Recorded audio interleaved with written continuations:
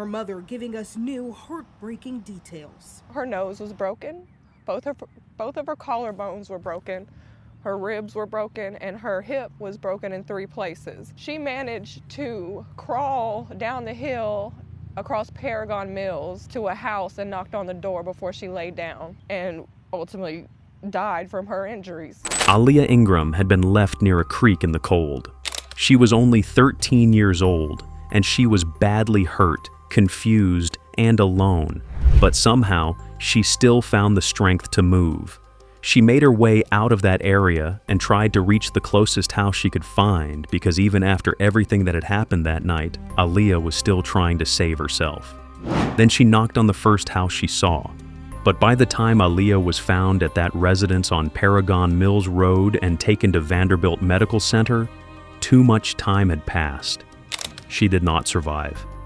And while all of this was unfolding, her mother, Natalie Chastain, was at home living every parent's worst fear. She had woken up and realized her daughter was gone.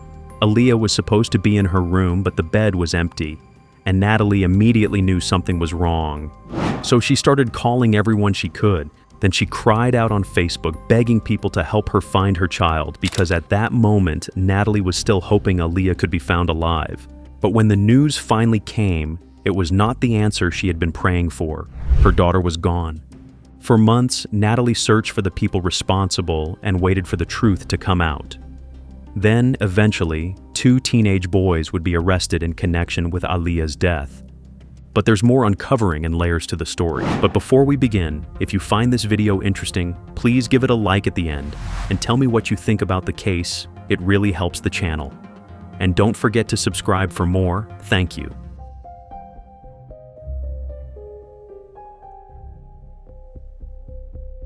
Aaliyah Genai Ingram was a 13-year-old girl with a full life inside one small body. She was born on December 30th, 2008, to Natalie Chastain and Wilbert Ingram Jr. And from the beginning, she became the kind of child people remembered not because she tried to stand out, but because something about her naturally stayed with them. Her family called her Lele. They called her Leah. And to Natalie, she was more than a daughter. She was her best friend, and the person who had grown up beside her in a way only a mother could fully understand. If pretty was a person, if pretty was a person. Aaliyah was in 8th grade at Antioch Middle School, and by November 2022, she was only weeks away from turning 14.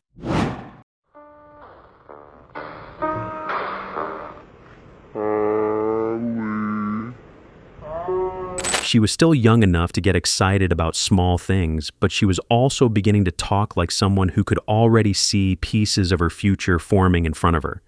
She talked about high school, she talked about college, she talked about learning to drive, and she had already started thinking about working so she could save money for a car. At school, Aaliyah loved science. It was her favorite subject, and it fit the kind of girl she was. She was curious. But Aaliyah was not only a schoolgirl with big dreams, she was also playful, creative, and full of personality. She loved music, and most of the time, she had her AirPods in, listening to whatever made her feel calm or happy in that moment. Music was one of the ways she relaxed. It was part of her rhythm. She loved writing too, and songs came easily to her. She also loved animals and the outdoors, and she had the kind of softness that made her want to help people, whether the problem was big or small. If someone needed something, Aaliyah wanted to help. If her family was around, she wanted to be near them. And if there was food to make, Aaliyah wanted to cook. Cooking became one of the ways she showed love. She could make different meals, but tacos were the thing everyone remembered. She loved making them for her family, and even when she was using them as practice, nobody complained because there was something special about being fed by someone who enjoyed doing it. Aaliyah also loved sports. She enjoyed basketball and soccer, and like many girls her age, she loved TikTok and the small fun of making videos, laughing with friends, trying things, and being part of the world other teenagers understood so well. But even with all of that, the detail her family seemed to return to most was her smile. They said Aaliyah's smile lit up a room. But one decision pulled Aaliyah out of the safety of her home and into a night that would leave her family searching for answers long after the headlines moved on. On November 21st, 2022, Aaliyah Ingram was home. It was only a few days before Thanksgiving, and nothing about that night was supposed to become the beginning of a story her family would spend months trying to understand. Natalie Chastain eventually went to bed believing her daughter was safe. But sometime after Natalie went to sleep, Aaliyah left the house. She did not wake her mother before she stepped out. She did not tell Natalie where she was going. She was not supposed to leave, and according to Natalie, that was what made the whole thing feel so strange from the beginning. This was not normal for her daughter. Aaliyah was close to her mother. She was not known for disappearing from home. She was not the child who usually slipped out and left everyone wondering where she had gone, but she was still 13. And sometimes at 13, one message, one invitation, or one person saying, "Come outside," can feel bigger than every warning a parent has ever given. So she stepped outside. Then she got into a Chrysler 300. Here is the tighter version with only the needed additions worked into your context. The next morning, Natalie Chastain woke up and went to check on her daughter. When she walked into Aaliyah's room, she immediately realized something was wrong. Aaliyah was gone. The bed was empty, and it appeared she had not slept there that night. This was unusual because Aaliyah was not known for sneaking out, so Natalie had no clear reason to believe her daughter had simply gone somewhere on her own. Natalie began calling people right away. She contacted Aaliyah's friends, checked with family members, and reached out to anyone who might know where her daughter had gone. But nobody had any answers. She quickly contacted authorities because she knew the first hours in a missing child case were critical, and she did not want to waste time hoping Aaliyah would simply walk back through the door. After the report was made, authorities began trying to track Aaliyah's phone. Before long, her phone was traced to the Paragon Mills area, where it had last pinged. As she searched for clues, Natalie went through Aaliyah's phone and social media accounts. There, she found messages that helped explain what had happened. Aaliyah had been communicating with people before she left the house. At first, Natalie focused on a boy Aaliyah had met through social media. But as she continued looking through messages, she found another conversation with a girl. According to the messages, the girl had asked Aaliyah to come outside. Natalie also found information suggesting that the girl was coming to pick her up. That discovery changed the situation completely. Aaliyah had not simply left home on her own. She had arranged to meet someone, and someone had come for her during the night. Natalie then began posting online, asking for help finding her daughter. In a Facebook post, she said Aaliyah had last been seen wearing sweatpants, a hoodie, and pink Crocs. She also said Aaliyah had reportedly been seen getting into a Chrysler 300 with a spare tire mounted on the back, with 2 Hispanic males. Natalie urged anyone with information to contact her or call 911. As the hours passed, she continued searching, making calls, and following every lead she could find. Her daughter was missing, and she was determined to find her. But while Natalie was desperately looking for answers, events had already unfolded elsewhere. By late November 2022, once the news of Aaliyah's disappearance began spreading through the Antioch community, people started asking questions. The biggest question was the one many people could not get past. What was a 13-year-old girl doing outside that late at night? But the truth was, no one would ever fully know what was going through Aaliyah's mind that night. Most people make mistakes again and again, and they still get the chance to learn from them. Aaliyah never got that chance. She left home to meet people she thought were her friends, and after that, she vanished. 3 days passed, and Aaliyah still had not been found. There was also very little information about where she was or what had happened to her. For Natalie, that silence created 2 feelings at once. She was hopeful because she wanted to believe her daughter was still somewhere out there, alive. But she was terrified because she understood what it could mean for that much time to pass with no sign of Aaliyah. Then, days after Aaliyah disappeared, Natalie received a call from authorities. But it was not the call she had been waiting for. They were not calling to tell her they had found her daughter safe. They were calling because they had found Aaliyah, and by then, it was already too late. Natalie rushed there, still holding on to a small hope that they had made a mistake. She wanted to believe the person they had found was not her daughter. She wanted the whole thing to be wrong. But when she got there and saw the body, that hope disappeared. It was Aaliyah Ingram. And by then, it appeared Aaliyah had been gone for the same length of time her family had been searching for her. Aaliyah's parents had not been notified immediately when she was first found because she was only 13 years old and did not have any form of state identification on her. And because she had no juvenile record, there was no quick fingerprint match that could immediately identify her. So at first, she was entered into the system as a Jane Doe. After Natalie reported Aaliyah missing, investigators continued working, but at first, there were no clear leads. Eventually, they began checking unidentified and unclaimed cases against Aaliyah's missing person details. They used her age, height, build, hair color, eye color, and the clothing she had last been seen wearing. That was how they were able to connect the unidentified girl back to Aaliyah. But even though Aaliyah had been found, the case was still full of unanswered questions. Her family wanted to know what happened after she got into that car. They wanted to know who the boys were. They wanted to know how a night that began with Aaliyah leaving home ended with her gone. Investigators still did not have the full timeline, but they did know some things. They knew Aaliyah had gotten into a Chrysler 300 with 2 Hispanic males. They knew Aaliyah had been struck by a vehicle, but unlike many hit-and-run cases, Aaliyah had not simply been hit and left where it happened. She had been moved away from that area and left near a creek. What investigators were still trying to determine was how exactly she ended up there. They did not know whether she had been dragged there by the car or whether someone had moved her there after she was struck. According to Natalie, Aaliyah had been run over, taken down the street, and left near the side of the road by a creek.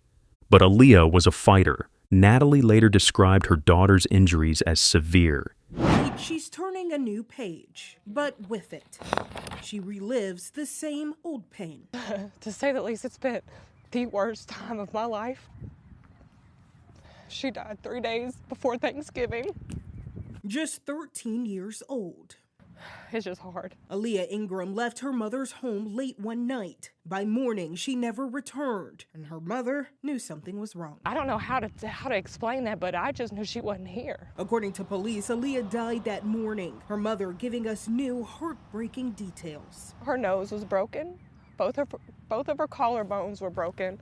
Her ribs were broken, and her hip was broken in 3 places. Even after everything she had gone through, Aaliyah still managed to gather enough strength to try to get help. She made her way out of that creek area and crawled toward the nearest house. She got down the hill, crossed toward Paragon Mills, reached a home, and knocked on the door. After that, she lay down. She had used what strength she had left to reach someone. Thankfully, people were home. When they answered the door, they found Aaliyah outside and immediately called 911. Emergency responders arrived, and according to Natalie, Aaliyah was still breathing when they got to her. They were able to stabilize her enough to transport her to the hospital, but they also noticed that her body temperature was dangerously low. The weather that night had been extremely cold, and Aaliyah had been left near the creek before making her way toward help without proper protection from the cold. By the time emergency responders reached the hospital, Aaliyah was no longer breathing. She was pronounced dead. I managed to crawl down the hill across Paragon Mills to a house and knocked on the door before she laid down and ultimately died from her injuries. As the investigation continued, detectives were not getting the answers they needed. With little to work with, investigators turned their attention to the car Aaliyah had gotten into that night. At that point, investigators still did not have much to go on.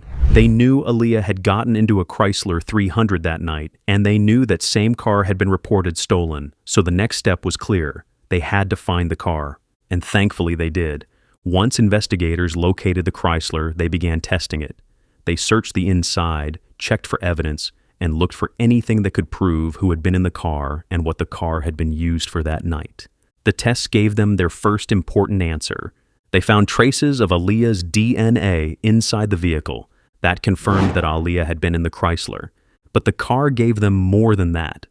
Further testing showed that the Chrysler was also the vehicle connected to what happened to Aaliyah. It was no longer just the car she had been seen getting into. It had become a key part of the case. And once investigators had that, the two boys who had been with Aaliyah in the car were no longer just people who might know something. They became suspects. Then they dusted the car for fingerprints and found some prints inside. But there was another problem. Those prints did not match anyone already in the system. That meant investigators had evidence, but they still did not have names. So the case slowed down again. Days passed, then weeks passed, then months passed. And while investigators tried to find the people connected to the Chrysler, Natalie and her family were left waiting for answers. Aaliyah was killed just a few days before Thanksgiving.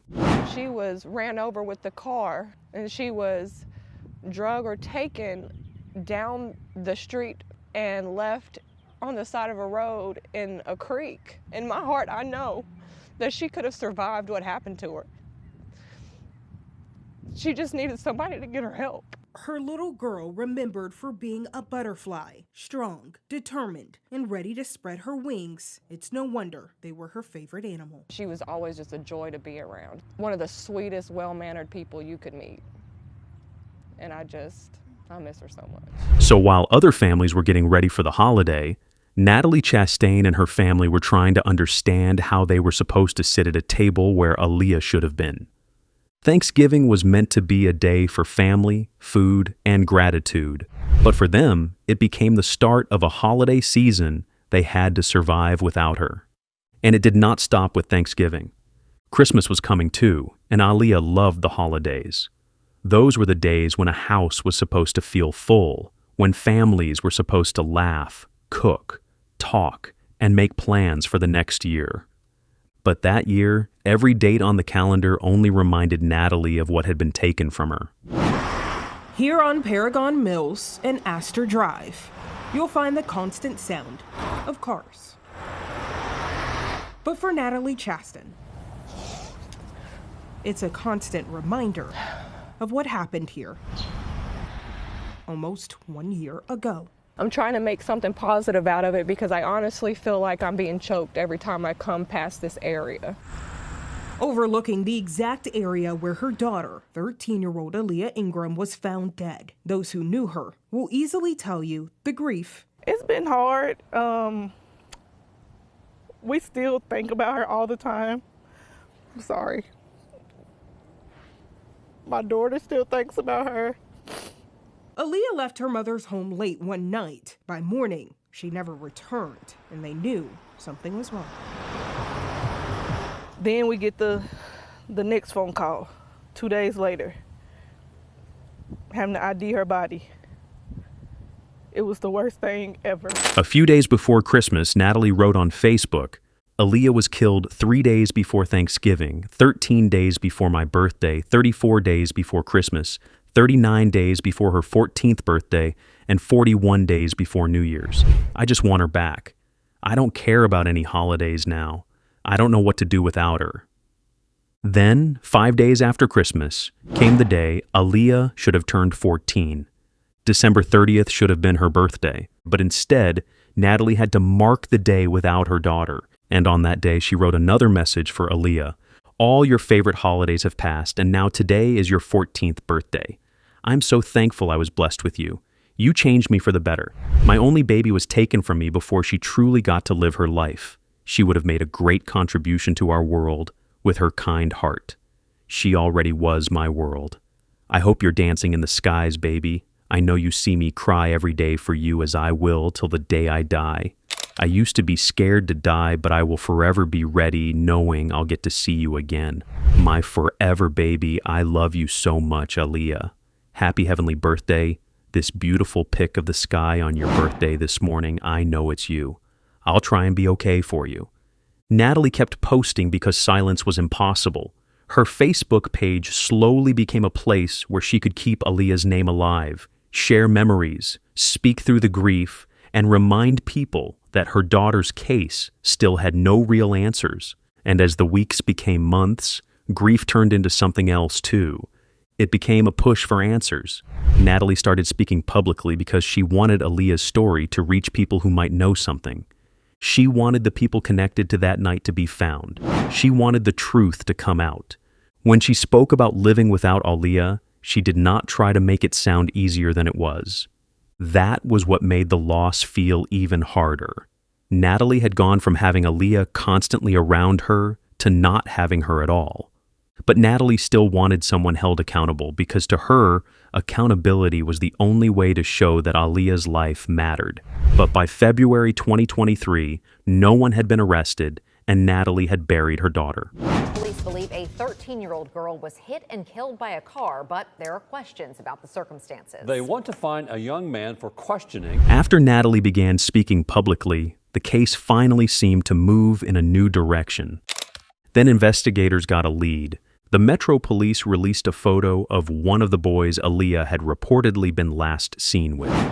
This week, Metro Police releasing this photo in hopes of identifying the man wanted for questioning in this case. Me just living here trying to figure it out, it's not okay. At that point, they did not release a name, and it was not clear to the public exactly who he was. But they had a clear image of him, and they believed he had information about what happened. So they asked for help. Police said they needed the public's assistance identifying a young man wanted for questioning in connection with the case. Metro Police need help identifying a young man they say has information in a deadly crash from last November. The crash happened on Astor in South Nashville. It's not far from Harding Place.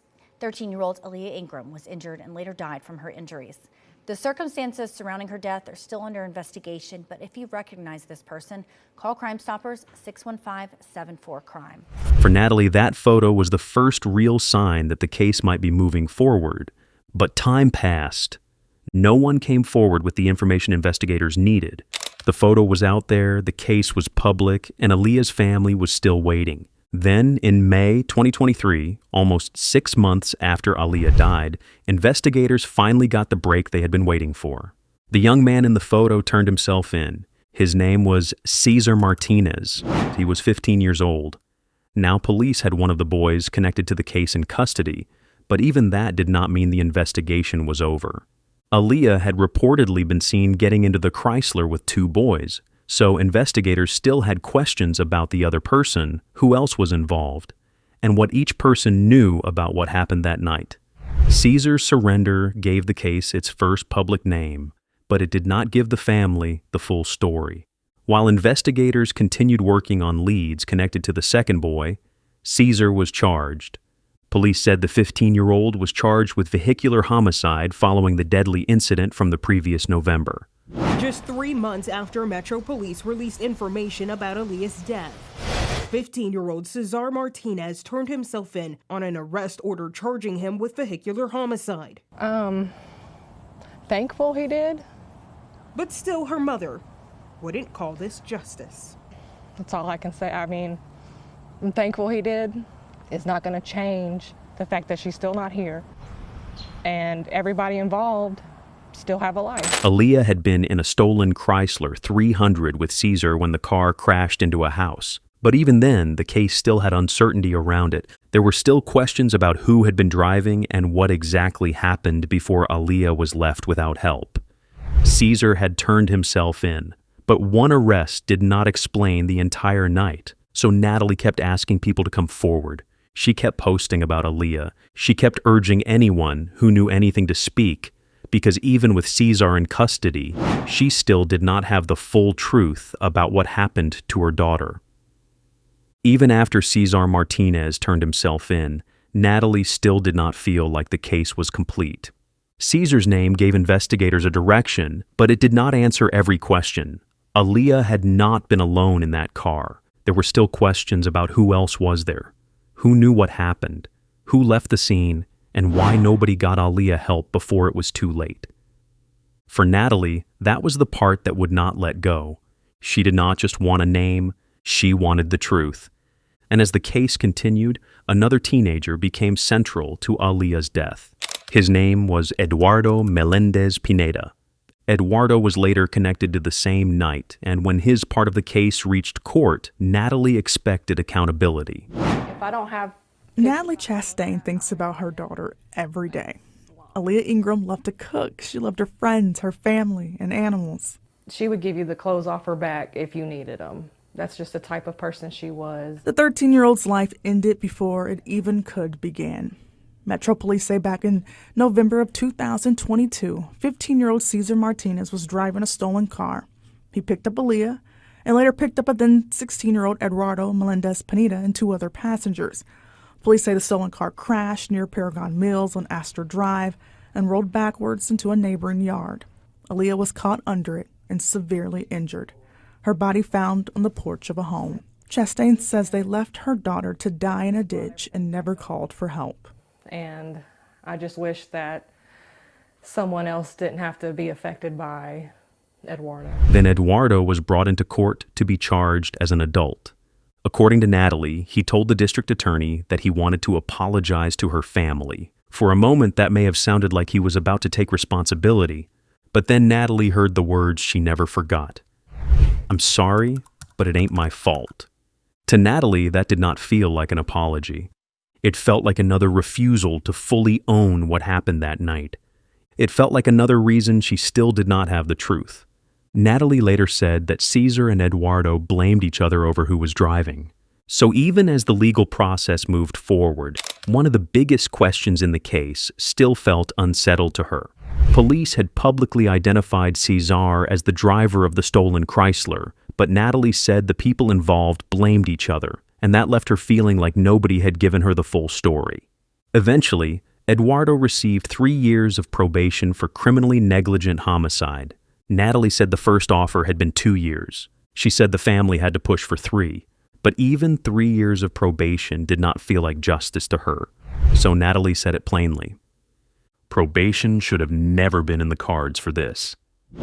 She's struggling to understand what happens now. 3 months after Aaliyah's body was found in a ditch, 15-year-old Cesar Martinez turned himself in on an arrest order, charging him with vehicular homicide. Later, Aaliyah's mother telling News 2 another teen was in the car at the time of her death. Paperwork would show the second teen was charged with criminal homicide. And today, that second teenager appearing before the juvenile court, pleading guilty as an adult. However, Natalie says after giving a victim impact statement, sitting and waiting, she was shocked to hear the teen was sentenced to probation. Just sitting there knowing that he will get to leave after we get out of here. That's a problem.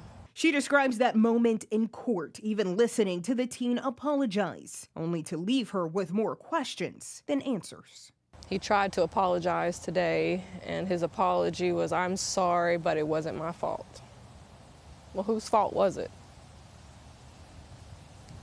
And tonight, we are still awaiting the official court document detailing the next steps in the legal process for that teen charged in Aaliyah's death. But her mother says moving forward, she encourages parents to talk to your kids and urge them to be on alert for dangerous situations. Then, about 2 months later, Eduardo's name appeared again. This time, it was not connected to Aaliyah's court proceedings. It was connected to a new arrest. In October 2024, Eduardo was 18 years old and on probation when police said he was involved in a separate carjacking case. He and a 15-year-old were accused of taking an SUV outside a victim's home, and during that incident, shots were reportedly fired. The next day, officers spotted the stolen SUV. Then the situation turned into a chase across 2 counties before Eduardo and the 15-year-old were taken into custody. Eduardo refused to be interviewed, and he remained jailed on an $82,500 bond. For Natalie, this was not just another criminal case. It brought everything back. It brought back the night Aaliyah left home. It brought back the court dates. It brought back the probation sentence. It brought back the warning Natalie said she had already raised. Because to her, Aaliyah's death should have been the moment the system acted strongly enough to prevent another victim. A major Nashville news outlet later reported that both Cesar Martinez and Eduardo Melendez-Pineda were charged with criminally negligent homicide and received probation. Eduardo had pleaded guilty on August 22, 2024, and received 3 years of probation. Tonight, a teen accepts a plea deal in adult court after a girl's shocking death 2 years ago. Her mother calls it the worst time of her life. Aaliyah Ingram was found dead after a single-car accident. But police would later reveal 2 teenagers were connected to her death. One of those teens went before a judge today. But Aaliyah's mother told News 2's Mai Owen she's still left with more questions than answers. But less than 2 months after that, he was back in custody. And public Davidson County court records later showed Eduardo with an open criminal court case connected to carjacking and contributing to the delinquency of a minor. Martinez and Melendez-Pineda were both charged with criminal negligent homicide. Chastain says they both got probation. Melendez-Pineda pled guilty on August 22, 2024, and got 3 years on probation. And it took him 60 days to end up back in police custody. We need to see what we can do to make sure he's not back out here. Melendez-Pineda and a 15-year-old are accused of carjacking an SUV outside a victim's home last week. Metro Police say during the robbery, Melendez-Pineda allegedly approached the driver's side and fired 1 shot into the SUV and 1 shot in the air. By Friday night, they led police on a chase in 2 counties before they were arrested. Caesar's later court details were harder to confirm publicly, likely because he was handled as a juvenile. But for Natalie, the legal technicalities did not change the heart of the case. There shouldn't be another victim.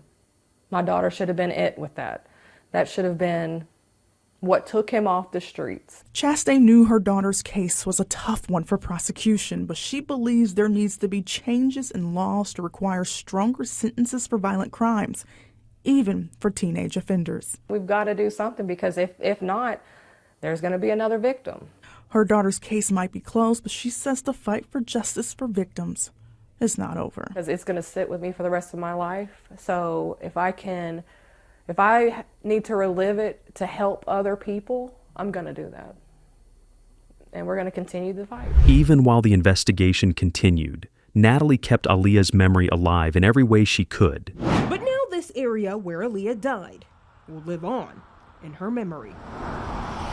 I've got butterflies with her name, with her dates on it, and I also got solar butterflies that will light up at nighttime. For weeks, she's been creating this cross for this specific reason. Working with the city, a new dedication sign will sit here so others will remember. Yeah, that's my girl. And reflect. It could have been yours. It could have been your child, and it just so happened to be mine. The new dedicated sign is set to be put up within the next 10 days. Until then, Aaliyah's mother is hopeful witnesses from that night will come forward to give more clarity on what happened the night she died. She kept posting about her, and one of those moments came on the day Aaliyah was supposed to graduate from 8th grade. Aaliyah should have been there with her classmates. She should have been walking with them, smiling with them, and getting ready for the next stage of school. But instead, her classmates had to honor her without her. Natalie later shared what they did. Aaliyah's 8th grade graduation. They all wore purple hearts for my baby and had a little slideshow. I got to see some of her friends, and I was very thankful for all the support our family was shown. I'm forever grateful. Aaliyah, you did it, baby. I'm so proud.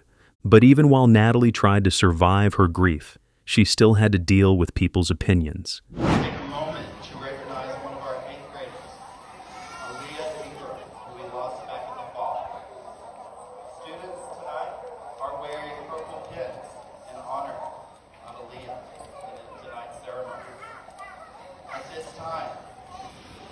We would like to present Aaliyah's mother with her promotion certificate.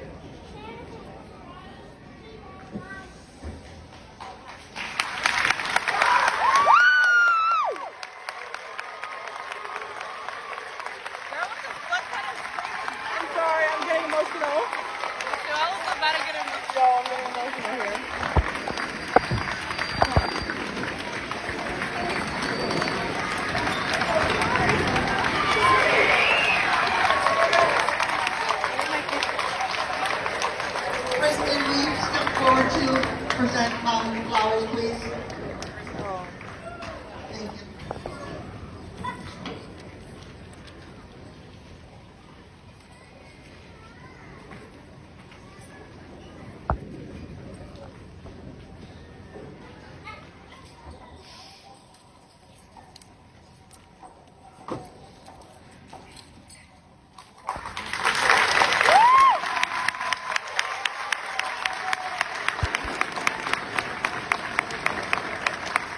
As Aaliyah's case spread online, some people began blaming Natalie. Some said she should be held responsible because Aaliyah had left home late at night.